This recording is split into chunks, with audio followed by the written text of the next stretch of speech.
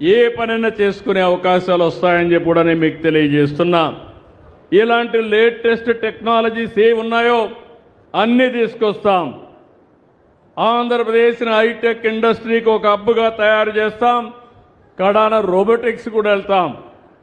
కొన్ని దేశాల్లో మనుషులు లేరు, మందు కావాలంటే ఎవరు ఇవ్వాలంటే రోబోటిక్ చెప్తే మెషిన్ తీసుకొచ్చి ఇస్తుంది, అది కూడా మనిషి మారిగానే ఉంటుంది.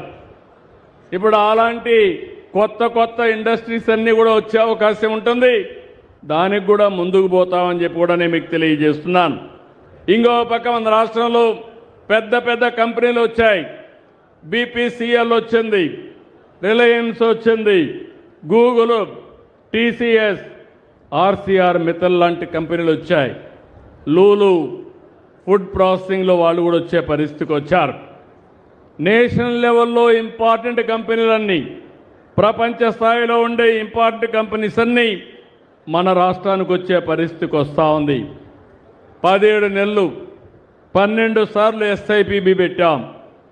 8,70,000 కోట్ల రూపాయలు ప్రాజెక్టులు, 8,40,000 మంది ఉద్యోగాల కోసం క్లియర్ చేశాం. నేను దీంతో తృప్తి పడడం లేదు. రేపు విశాఖపట్నంలో 14-15 భాగస్వామ్య సదస్సు పెడుతున్నాం. Confederation of Indian industry, government of ఇండియాలో కామర్స్ డిపార్ట్మెంటు మనము కలిసి సమావేశాన్ని ఏర్పాటు చేస్తున్నాం. 50 దేశాల నుంచి ప్రతినిధులు వస్తున్నారు. 532 మంది వస్తున్నారు. దగ్గర ఈ 2 రోజుల్లో 9 నుంచి 10 లక్షల కోట్ల రూపాయలు మళ్ళీ ఎంఓయూలు చేసుకోబోతున్నాం. ఒక 8 నుంచి 10 లక్షల మందికి ఉద్యోగాలు రాబోతున్నాయి. ఇవన్నీ చేస్తూనే నేను ఒకటే ఆలోచిస్తున్నాను. ఆ ఆలోచన మీరు ఒక్కసారి చూస్తే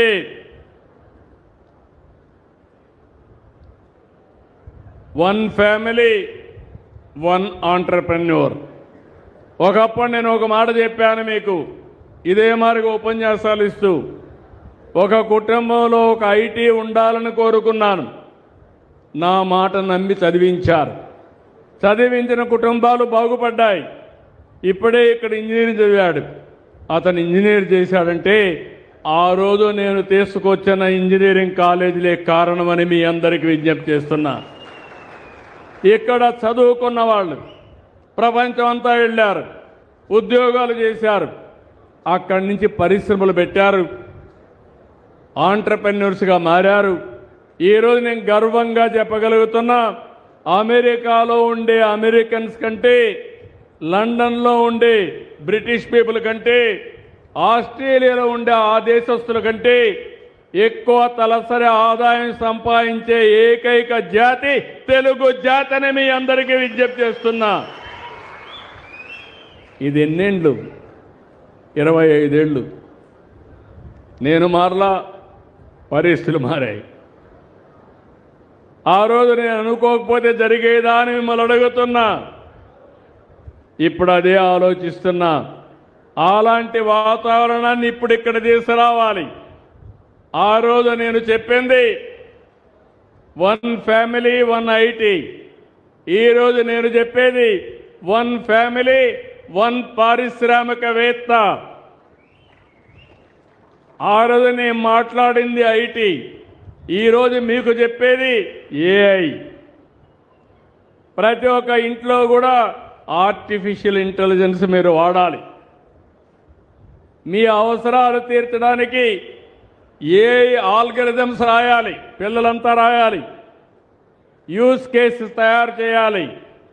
అప్పుడే మనకు భవిష్యత్తు ఉంటుందని చెప్పి కూడా నేను మీకు తెలియజేస్తున్నా. ఈరోజు ఇక్కడే మీరు చూస్తున్నారు పెదవూర్లపాడు, ఇక్కడ మంచి ఇండస్ట్రియల్ పార్క్ వస్తూ ఉంది. ఇప్పుడే నేను మాట్లాడాను, ఇక్కడే పక్కనే నేషనల్ హైవే వస్తుంది, రామాయణపట్నం పోర్ట్ వస్తుంది, రేపు రాబోయే రోజుల్లో పామరుకు రైల్వే స్టేషన్ వస్తుంది,